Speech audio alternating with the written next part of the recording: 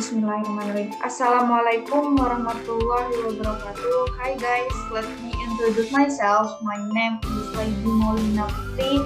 You can call me Lady. My number student is 2003211000108. I am from class Agribusiness B. Here, I will promote relate to Salak commodity in Madura, starting from purchasing to marketing the product.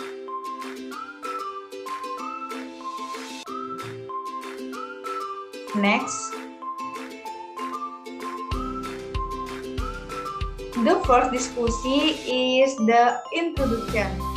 Salak atau Salaka edulis is a native plant of South Asia which is very popular in Indonesia and has good prospect for domestic and foreign markets.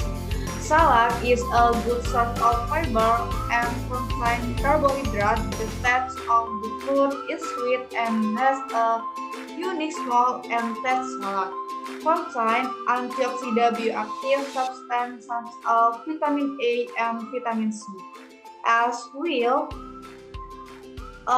phenolic compound. Salak has a shelf life of less than a week because the fruit ripens quickly and contains a fairly moisture content of about 78%. Salak varieties are different based on the texture of the fruit flesh, the color of the skin of the fruits, the size of the fruit, the aroma and taste of the flesh, and the habitats.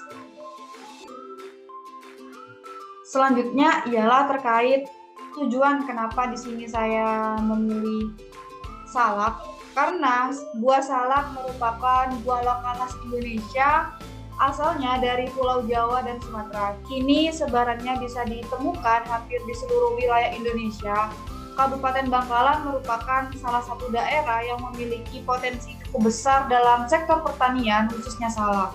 Berdasarkan survei pada lahan petani salak, di Pulau Madura, khususnya di Kabupaten Bangkalan ini memiliki 12 jenis salak yang didasarkan pada ciri morfologi buah, dan sehingga salak Bangkalan ini berpotensi untuk dikembangkan menjadi varietas unggul sehingga mampu menambah perekonomian masyarakat. Selanjutnya di sini saya akan menayangkan video terkait salak yang ada di Bangkalan.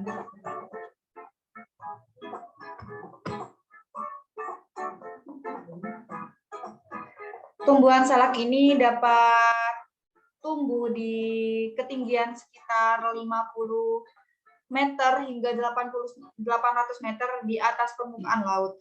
Tanaman yang baik ini ditanam pada lahan yang memiliki derajat kesamaan atau pH tanah sekitar 4-7,5, memiliki curah hujan sekitar 200-400 mm per bulan, dan memiliki kelembapan sekitar 80-90%, serta memiliki suhu sekitar 20 derajat sampai 30 derajat Celcius. Untuk pembibitannya salak ini dilakukan dengan cara generatif melalui biji dan secara vegetatif melalui pencangkokan. Untuk langkah selanjutnya dalam budidaya salak ini ialah terkait persiapan lahan tanaman, yang mana lahan yang akan digunakan untuk budidaya ini ditanami tanaman pelindung untuk mengurangi intensitas cahaya di bawah sinar matahari, karena pada habitat aslinya salak ini tumbuh di bawah naungan pohon di hutan. Yaitu selanjutnya ialah terkait penanaman bibit salak. Yang kelima ialah perawatan tanaman salak yang dimulai dari penyulaman, penyiangan, pemupukan, sistem pengairan dan pembumbunan, pemangkasan, penyerbukan bunga, penjarangan buah hingga pembungkusan buah. Dan langkah terakhir ialah dilakukan pemanenan buah salak.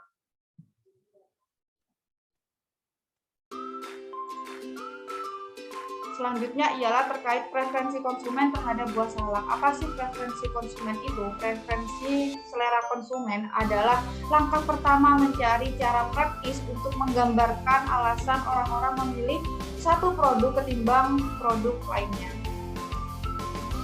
Di sini saya telah mengambil data preferensi konsumen buah salak jenis Kondo dan buah salak jenis Padang Sidempuan pada hasil penelitian Leonardi pada tahun 2019, yang mana pada penelitian tersebut menentukan atribut dan level yang diantaranya ukuran buah dengan level kecil, sedang, besar.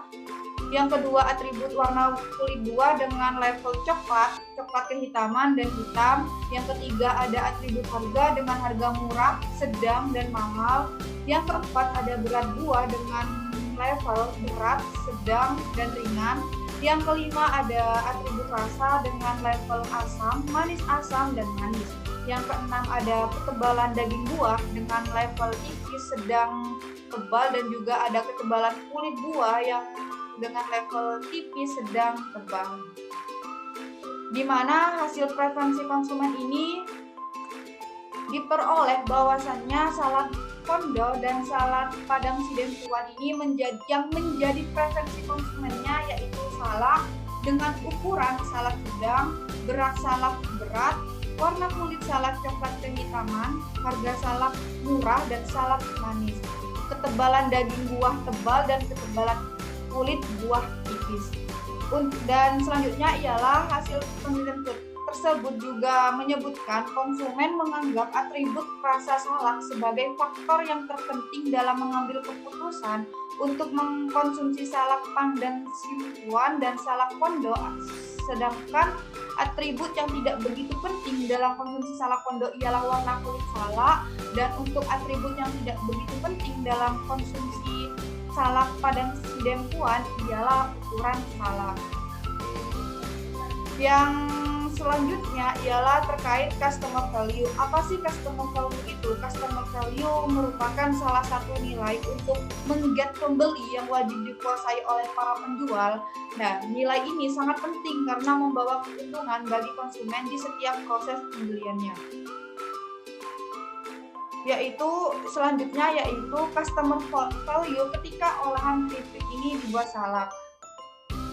Selanjutnya ialah salak merupakan salah satu buah yang banyak digemari oleh masyarakat berbagai kalangan. Salak mempunyai banyak khasiat bagi kesehatan tubuh. Oleh karena itu, seseorang melakukan pembelian buah salak ini tidak hanya merasakan kenikmatan dari buahnya, namun juga akan merasakan khasiat yang diperoleh dalam mengkonsumsi buah salak bagi kesehatan tubuh. Lalu di era sekarang banyak olahan salak yang dibuat suatu produk, salah satunya berdasarkan hasil penelitian Rosida pada tahun 2020 yang menjelaskan terkait olahan salak menjadi pupuk. Pengolahan tersebut juga menjadi salah satu daya tarik konsumen yang mengkonsumsi buah salak. Jadi sekarang konsumen nggak usah ribet mengupas salak ataupun membersihkannya. Mereka cukup duduk manis dan menikmati olahan keripik salak yang tentunya langsung bisa dikonsumsi. Dan hal tersebut juga menjadi rasa kesenangan tersendiri dan kemudahan bagi konsumen dalam mengkonsumsi buah salak.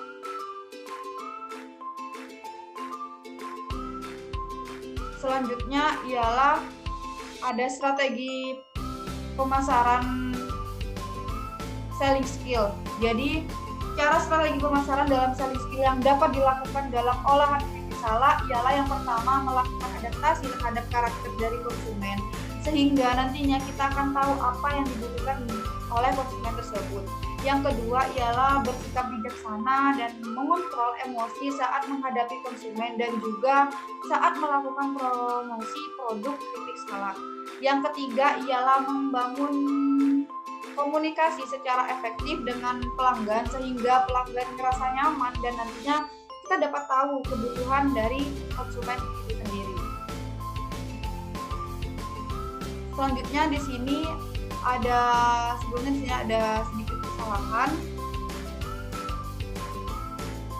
Di sini ada strategi pemasaran personal selling, yang mana strategi pemasaran yang dapat dilakukan ialah yang pertama berpartisipasi dalam kegiatan pameran sehingga nantinya dapat berinteraksi dengan konsumen secara langsung. Yang kedua ialah melakukan demonstrasi terkait keripik salak ini yang dilakukan selama 1 bulan sekali dengan sasaran ibu-ibu PKK. Yang ketiga ialah melakukan pemasaran menggunakan media sosial dengan melakukan live streaming.